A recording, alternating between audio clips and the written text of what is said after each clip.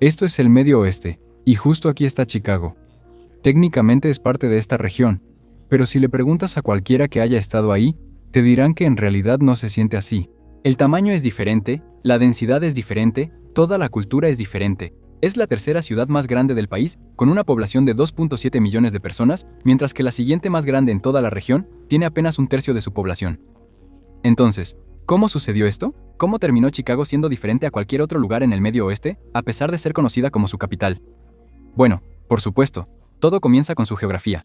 Solo mira dónde está Chicago. Está situada en el punto más al sur al que llegan los Grandes Lagos dentro del corazón agrícola de Estados Unidos. También, y esto es muy importante, está justo en el punto donde una vía navegable dentro de la cuenca de los Grandes Lagos, el río Chicago, se acerca más a una vía navegable en la cuenca del Mississippi, el río Des Plaines. Los viajeros indígenas habían estado usando este punto como lugar de porteo durante siglos antes de que la ciudad siquiera existiera. Así que cuando la frontera de expansión de Estados Unidos comenzó a desarrollarse rápidamente a principios del siglo XIX, toda esta nueva producción agrícola necesitaba llegar a los principales centros de población en el este. Y la manera más fácil de hacerlo, después de la finalización del primer megaproyecto de infraestructura de Estados Unidos, el Canal de Erie, en 1825 era a través de los Grandes Lagos hasta Buffalo, y luego por el río Hudson hasta la ciudad de Nueva York. Pero esto fue solo el comienzo, porque en 1848 se construyó el Canal de Illinois y Michigan, conectando el río Chicago y el río Des Plaines. Esta conexión permitió de repente el envío de mercancías en barcazas desde prácticamente todo el tercio medio de Estados Unidos hasta todo el noreste, y todo pasaba por Chicago. Sin embargo, esto fue solo la primera de 3 cosas monumentales que le ocurrieron a Chicago ese año. Su primer ferrocarril, el Galena y Chicago Union, también comenzó a operar, mientras que también se fundó la Junta de Comercio de Chicago. Cada uno de estos hechos, por sí solo, habría sido significativo. Encaminaron a Chicago por una trayectoria completamente distinta a la de cualquier otra ciudad de la región. Pero fueron los ferrocarriles los que más importaron. El senador Stephen A. Douglas impulsó el Ferrocarril Central de Illinois mediante una legislación federal en 1850, creando un ferrocarril autorizado por el estado que, al completarse en 1856, era el ferrocarril más largo del mundo. Ese mismo año, 10 líneas ferroviarias principales terminaban en Chicago, convirtiéndola en el centro ferroviario más grande del mundo.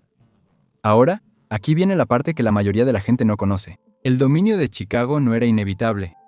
Ganó porque su mayor rival cometió un error catastrófico. San Luis era la ciudad más grande al oeste del Mississippi y la segunda ciudad portuaria más grande del país.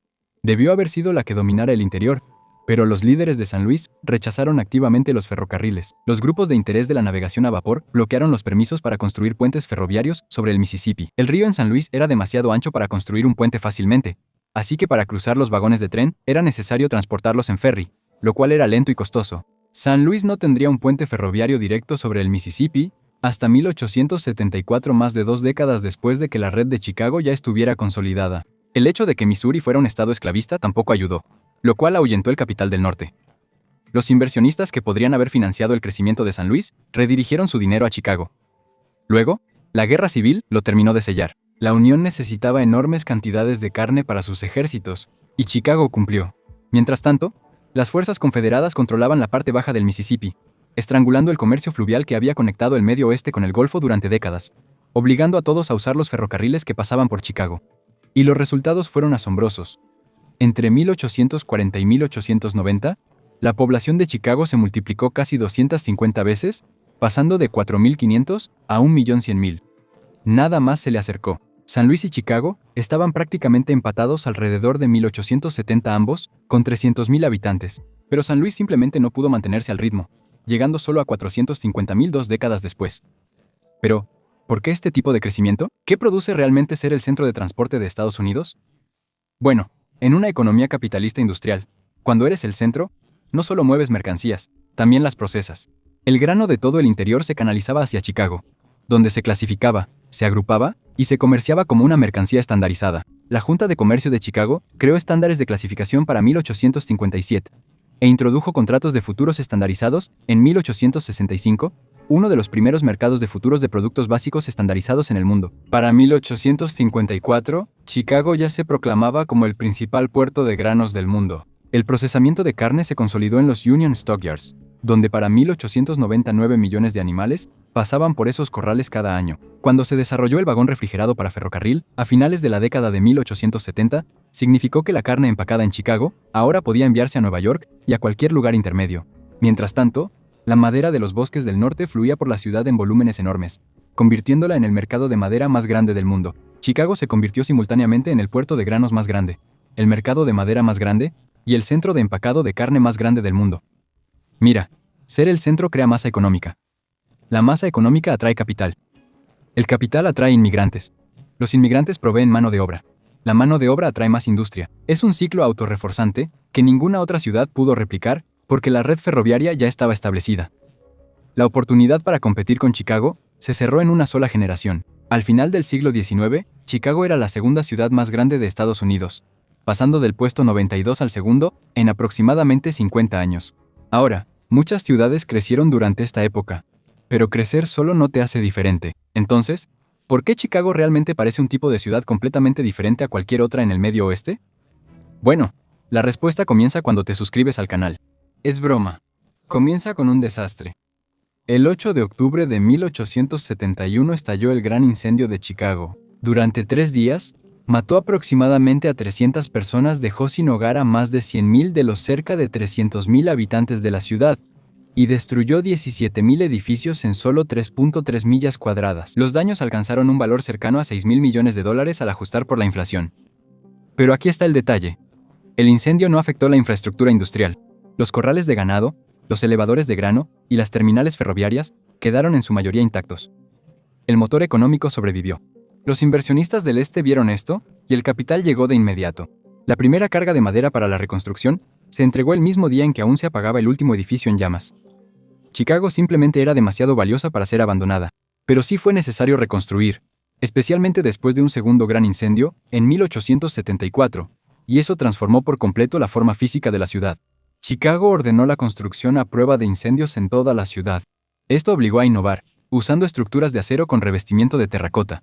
Y como Chicago fue construida sobre terrenos bajos y pantanosos, los ingenieros optaron por estructuras de acero que podían crecer hacia arriba en lugar de expandirse hacia los lados. Así nació el rascacielos. El Home Insurance Building, terminado en 1885, es ampliamente considerado como el primero del mundo. Solo tenía 10 pisos, pero fue el inicio de algo más grande.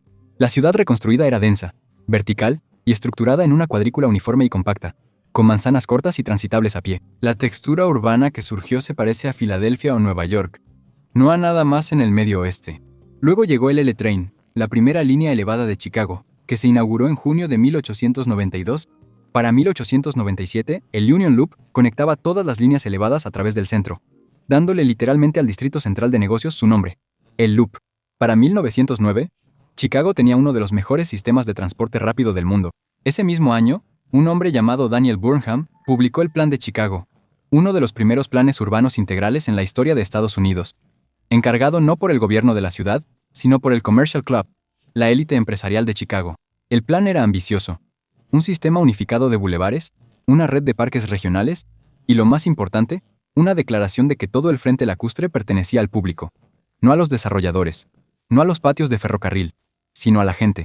Ese solo principio es la razón por la que hoy Chicago tiene 26 millas de frente lacustre público e ininterrumpido, mientras que ciudades estadounidenses comparables entregaron la suya a la industria hace un siglo. Y a diferencia de la mayoría de los grandes planes urbanos, este al menos se construyó parcialmente. Los parques, los bulevares, las instituciones cívicas que Daniel Burnham diseñó, se construyeron durante las décadas siguientes, consolidando una identidad física que ninguna otra ciudad del Medio Oeste tenía, ni la escala, ni la ambición necesarias para replicarla. El momento en que esto ocurrió, lo fue todo. Déjame explicar. Si Chicago hubiera alcanzado una población masiva solo unas décadas después, como lo hizo Los Ángeles, por ejemplo, entonces muy probablemente no habría terminado siendo tan densa ni tan transitable a pie como lo es ahora.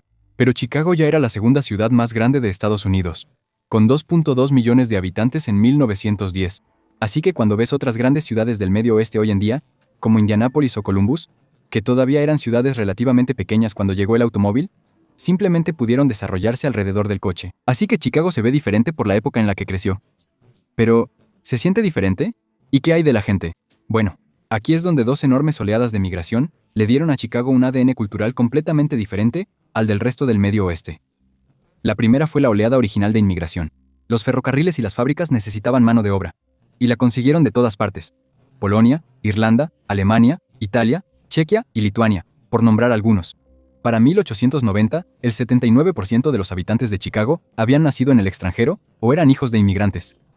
Chicago tenía más polacos que cualquiera de los 5 distritos de Nueva York. Era la tercera ciudad checa más grande del mundo después de Praga y Viena. Estas comunidades no se disolvieron en una identidad normal del Medio Oeste compuesta principalmente por escandinavos y alemanes. Crearon vecindarios, instituciones y una actitud, una franqueza y una falta de pretensión propia de la clase trabajadora que se siente completamente diferente al resto del Medio Oeste con su cortesía. La comida, la pizza de masa gruesa, el hot dog al estilo de Chicago y el sándwich Italian beef. No son solo platillos, son artefactos de una cultura inmigrante y de clase trabajadora con muchas capas, sin un verdadero paralelo en ninguna otra parte de la región. Chicago también es la única ciudad en el Medio Oeste que alberga a los 5 equipos deportivos profesionales más importantes. La segunda ola fue la Gran Migración, el movimiento masivo de aproximadamente 6 millones de afroamericanos del sur hacia ciudades del norte y del oeste entre 1910 y 1970. Buscaban empleos industriales, una libertad relativa y escapar de las leyes de Jim Crow, el sistema de segregación racial impuesto en todo el sur. Chicago fue uno de los principales destinos. La población afroamericana de Chicago creció de aproximadamente 44,000 en 1910 a más de 1 millón para 1970. Esta ola no solo aumentó la población, transformó la cultura estadounidense. Louis Armstrong siguió a King Oliver desde Nueva Orleans hasta Chicago, en 1922 transformando el jazz. Muddy Waters se mudó desde Mississippi en 1943, enchufó la guitarra eléctrica y ayudó a inventar el blues de Chicago. Estas dos oleadas, la clase trabajadora inmigrante y la Gran Migración, se superpusieron para producir una ciudad cuya identidad es verdaderamente propia. Pero hay otro factor en la singularidad de Chicago: la economía. A mediados del siglo XX, el Medio Oeste, particularmente las zonas del cinturón de óxido como Detroit, Cleveland, Milwaukee, San Luis y por supuesto Chicago, estaban en auge gracias a la manufactura y la industria pesada. Pero luego la industrialización golpeó como una bola de demolición. Detroit pasó de una población de 1.85 millones en 1950 a 620,000. En 2020, una caída de más del 65%. Estas otras ciudades también cayeron de manera similar. Y no me malinterpretes, Chicago también fue golpeada. Entre 1963 y 1982 casi 21,000 fábricas cerraron en todo el Medio Oeste. Pero esta no es una historia sobre cómo Chicago evitó la desindustrialización, sino sobre cómo sobrevivió a ella, a diferencia de muchas de estas ciudades del cinturón de óxido que quedaron vacías. El empleo en la manufactura en la ciudad pasó de 668,000 empleos en 1947 a 66,000. En 2013, una disminución de más del 90%. Entonces, ¿por qué Chicago no se vino abajo? Bueno, la respuesta se remonta a la historia. Nada podía quitarle su posición como el centro logístico de Estados Unidos, lo que significaba que nada podía quitarle completamente su papel como centro de comercio e intercambio. Los mercados de materias primas evolucionaron hacia mercados financieros.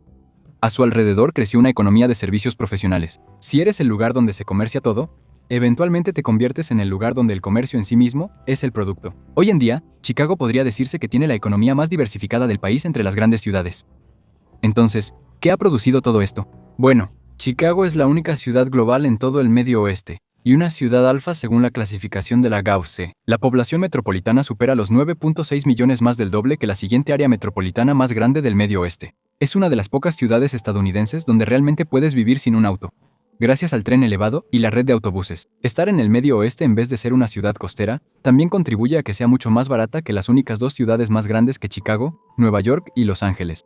Para muchos habitantes del Medio Oeste, Chicago es más como un Milwaukee gigante que algo parecido a una pequeña Nueva York. Es una cultura de ciudad grande filtrada a través de una perspectiva del Medio Oeste.